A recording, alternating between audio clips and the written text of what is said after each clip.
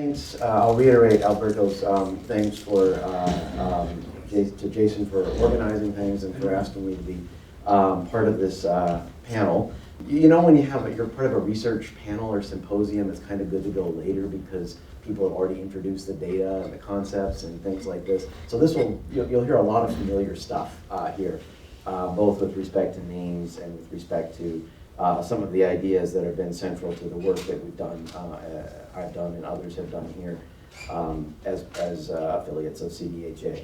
So I'm going to talk primarily about the WLS, also a little bit about CDHA more generally. I thought it would be great to go back and pull up old presentations and old documentation, old pictures related to CDHA. And unlike some of you guys, where's Janet? I couldn't find anything. So I'm glad that others were able to find. My hard disk. Your hard disk goes back to 1985 or something, you said. Yeah, mine doesn't. But I did find some things that I think are interesting and that some of you may not know about, or those who are newer to the program will certainly not have heard about. But in addition to the Tuesday DemSim, I think many of us will remember that there was a Wednesday CDHA seminar that was really quite vibrant, and as you can see from here, included a really great mix of local people.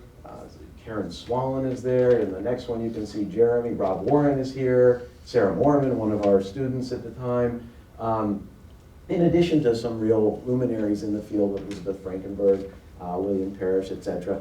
This was a fantastic venue for exposure to research, cutting edge research in aging across a real wide range of areas. You can see we're talking about sexual behavior in China, forest fires in Indonesia, a range of really interesting things relevant to health and aging. One other thing that was really nice about this particular seminar is that it was a venue for students to show their stuff, to have an opportunity to present in a sort of professional but friendly setting their work in progress, something we don't really have now. We kind of make opportunities for this, but we don't have the same kind of sort of structured opportunity that this gave. This is from 2002. I have this because I was the person in charge of SOCH 995 at the time. And I was in that position because Bob said, hey Jim, you want to do this? And I said, sure. But the point I want to make on this is that Debbie and Rob have said important things about the way that Bob has supported students through traineeships or admission to the program and financial aid and so forth. But one thing that hasn't really been said is the way that Bob really made a range of opportunities available for junior faculty in ways that really facilitated our ability to get stuff done, but also to immerse ourselves in the world of aging, become a part of CDHA. This was tremendously helpful. I've been a tremendous beneficiary of the various resources that CDHA has had over the years. And of course I know that with many of those seed grants and so on comes the expectation of grant writing. I don't know how much I returned. I know my batting average is not 0. But it's been a tremendous source of support and really facilitated the transition from graduate school to assistant professor, and I'm sure I'm not the only one who benefited in that way. So just want to make that point. Bob just saw this at a talk that I gave earlier this summer, the RC28. We had a beautiful symposium in honor of Bob, his career, and his contributions to RC28. So this was one thing I did find that, as many of you will recognize, is a sort of strategy session, a discussion of the instrument for the 2004 WLS up in the WLS office on the 8th floor. There's me with more hair than I have now. And I don't know who the others are except for Cheryl Bowdry on the right, who was many years before the position Katie has now. She was the CDHA postdoc at the time. Sure. You may see a very young Joe Savard typing there in the background. I think that's Joe. Some 15 or so years ago. But at any rate, I told you I'm going to talk about the WLS, and this is something that I wasn't really planning to get involved in. As most of you know, my work is primarily focused on East Asia, Japan in particular. But again, Bob said, hey, we're getting ready to do this. I think you'd be great getting involved in this. And of course, like Bob, I have a tough time saying no to interesting projects and invitations. And of course, there are invitations to get involved in things that we later massively regret. What the hell was I thinking? This is absolutely not one of those, as this has really been a sort of core of the work that I've been able to do over the first 20 years of my career. And we'll spend a little bit of time talking about some of that work. It's been collaborative. A lot of this has been collaborative with Rob. I kind of got his permission to use these slides. At dinner last night, I said, Rob, I'm going to show some old slides that you prepared. Is that okay? And a couple of beers in, Rob said, okay, sure. That's okay. But this is an early version of really the main thread of work that I and others have been involved in using the WLS data. And that is something that Debbie and others have already mentioned, motivated by life course research, but trying to think about the ways in which the ability to observe the entire life of individuals with respect to family experiences, work experiences, may or may not be relevant for understanding, as the title says, outcomes in later adulthood. So we got a grant for this at some point or another, and spent a lot of time. I don't know whether it was Rob who did this or whether it was a graduate student of yours, maybe Andy or Li Ying, prepared in 6 month increments, life histories from age 35 to 65 for work experiences, and from age 18, I believe, to 65 for family experiences, marriage, and the presence of children. I don't think it's something that we ever formally deposited in the WLS sort of auxiliary data. It's there? I have it. Okay, well, Carol has it. It's been deposited. But this was something that whoever it was, I don't think it was me. I created a version of this, but Rob's or his RA's version was far superior to what I had put together. So we used this for a range of several different papers that tried to address these ideas, which are not the Wisconsin model of status attainment, but they are certainly inspired by it in some ways, I believe.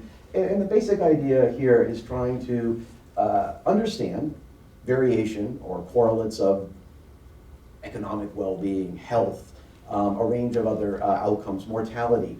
We have a paper here that's been under review for how long, Rob? Year and a half. Year and a half on mortality as a function of early life experiences and one of Bob's favorite variables, class rank. But basically what we were trying to do here is to evaluate the degree to which our understanding of variation in later life well-being is enhanced or extended by incorporation of full trajectories of experience across the life course. Do we learn anything new by having these data that we don't learn by having simple measures, approximate measures of family experiences or work experiences or statuses, or from having simple measures, retrospective measures. How many jobs have you had? Have you ever lost a job involuntarily or things like this? And the bottom line answer is yes. This stuff matters independently of this stuff, and we've had quite a bit of luck publishing work on this. Sorry. The hardest thing about this actually though is figuring out what do you do when you've got 30 years or 40 years of information about life experiences in 6-month increments. You need to concatenate that in some meaningful way. Of course you can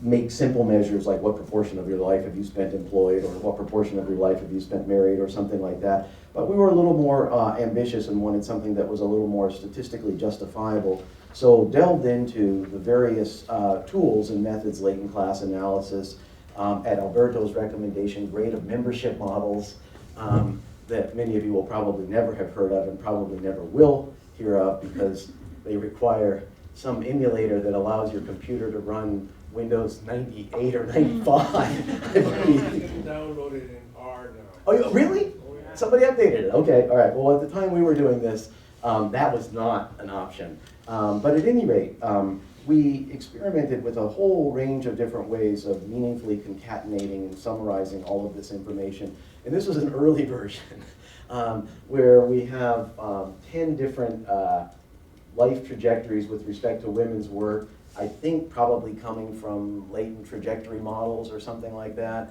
A mess, basically. We've refined things quite a bit from this earlier effort, and we're able to publish this. This is a paper on economic well-being in older ages with Rob and myself and Andy Helper Manners, who was a student of Rob's at Minnesota, who was just a fantastic collaborator on this project. But basically the idea here is that we showed that this box down in the left corner, life course experiences, does matter for understanding economic well-being above and beyond all of the sort of conventional predictors of later life economic well-being, and above and beyond, or it matters in different ways in these simple measures of life history that you could get asking retrospectively in a survey at older ages. And this is a bit of a tangent, but one thing Bob will remember for sure is one of the ways that we sold the unique features of the WLS and all of the grants that have supported research using the WLS over the years is that this was at the time, I think, and to some degree still is, the only survey of older Americans that has followed them from early adulthood.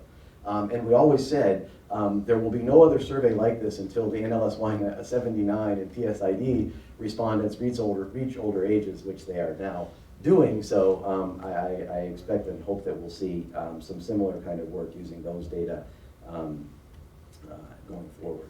But at any rate, this is just one example. And one thing that really came out of this, and I think this is probably the most important paper, although certainly one of the least cited papers that I've ever been involved in, is one that emerged from our frustration and irritation at trying to figure out how to meaningfully concatenate all of this information.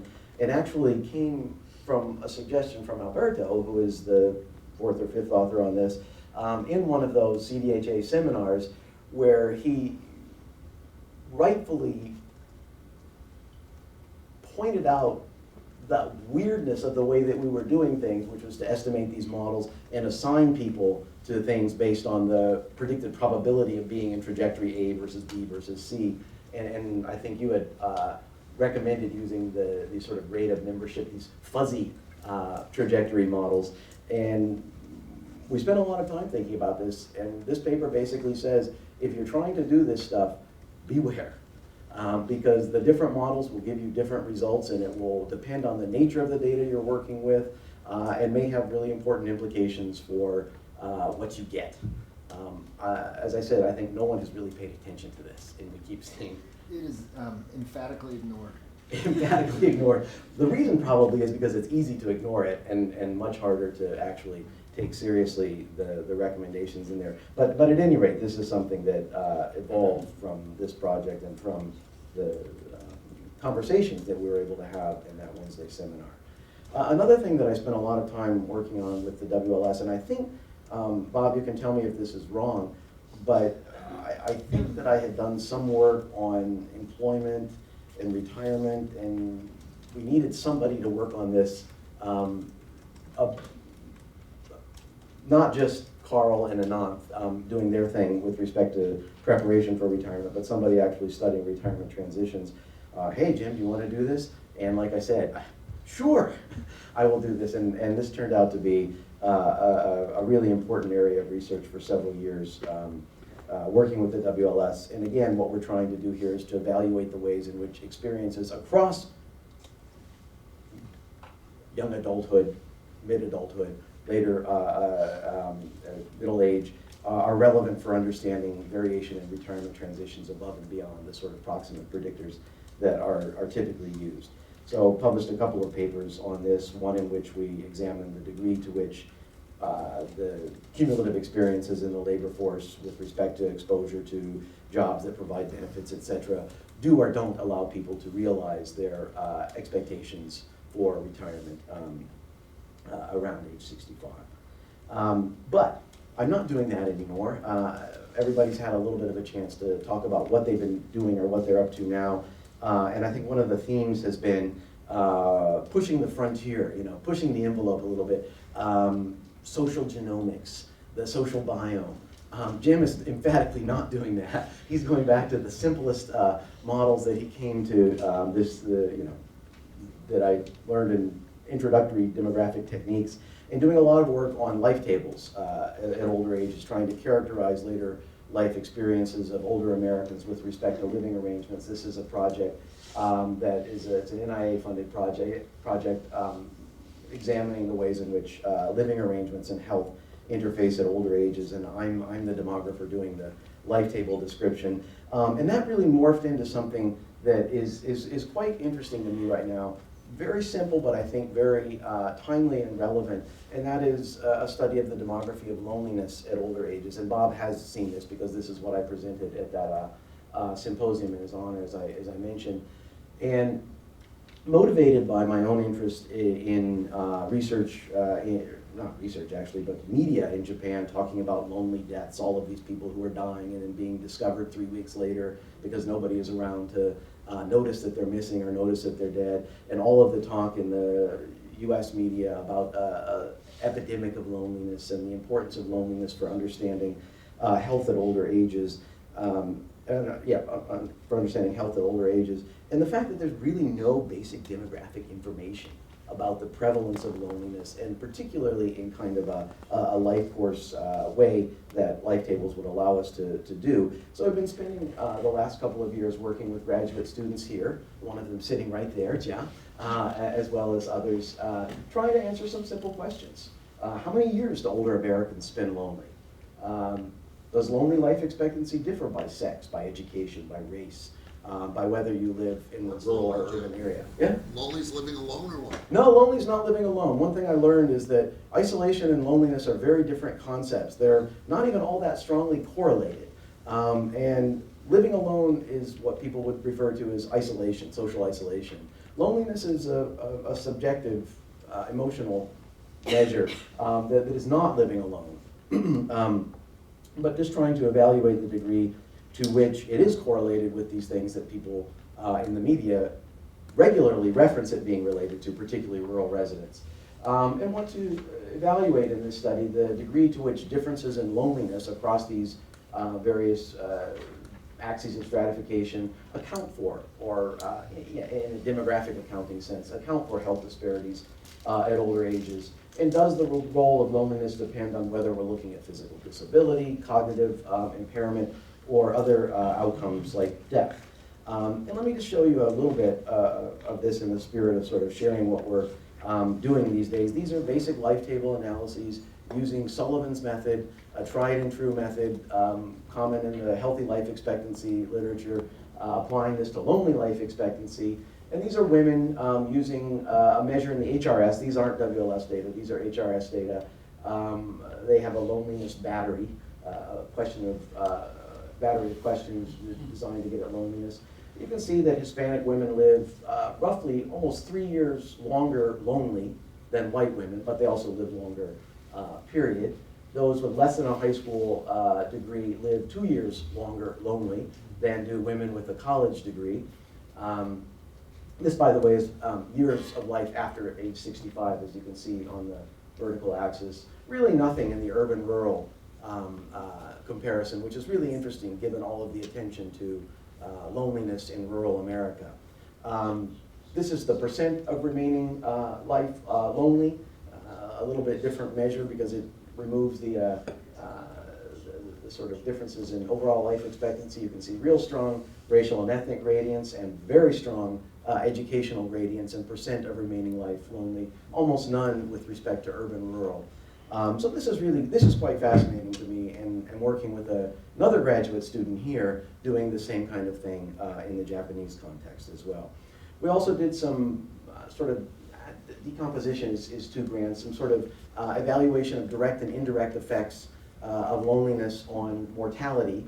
So the question is, to what degree does loneliness explain variation in the risk of death above and beyond all of the things that we think loneliness works through, and such as isolation, Tim. And we can see that and these are just simple log odds for the log odds of death compared to the reference category, college, junior high school graduates, less than high school degree, whites, and urban residents. And roughly 5 to 10% of the racial and educational gradients in mortality are accounted for by differences in loneliness that I showed you in the previous slide. Actually, for Hispanics, it works in the opposite direction. But at any rate, that's the kind of stuff we're working on right now. Actually working, to Tim's point, on trying to evaluate lonely life expectancy net of differences in isolation. But at any rate, so that's what we're working on. Just a few thoughts. I think that Rob did a much better job of this, sort of summarizing his 20 years of experience and the things he learned. To me, to some degree, CDHA has really been about working with WLS. I think WLS has been a major component of the CDHA portfolio, if you will. But I think some of the other talks have made it really clear that there's a hell of a lot more going on here with respect to aging research. And Alberto already mentioned the Sabe and the Preco studies as well.